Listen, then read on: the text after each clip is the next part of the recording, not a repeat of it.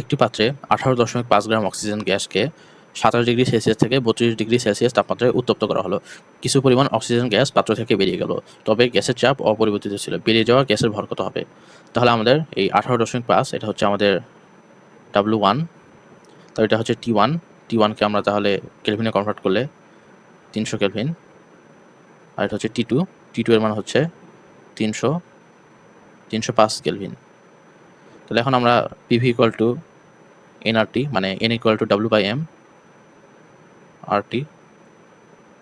তো এখানে আমরা W1 T1 equal to W2 T2 এটা লিখতে পারবো, কারণ বলা হচ্ছে চাপ আর আয়তন অপরিবর্তিত। তাহলে এখানে আমরা W1 এর মান 18.5, তারপর T1 এর মান 300 কেলভিন, তারপর W2 এর মান আমরা বের করতে হবে, মানে গ্যাস বেরিয়ে যাওয়ার পর কতটুকু থাকে, এটা হচ্ছে W2 এর মান। তারপর T2 এর মান হচ্ছে 305 কেলভিন। এখন এটা ক্যালকুলেশন করলে W2 এর মান আসে 18.196 এত গ্রাম। তার মানে বেরিয়ে যাওয়ার পর এতটুকু অবশিষ্ট আছে। তাহলে কতটুকু বেরিয়ে যায়?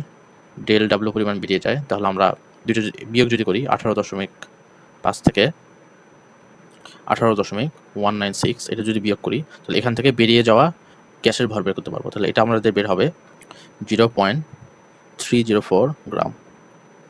এটা আমাদের অ্যান্সার।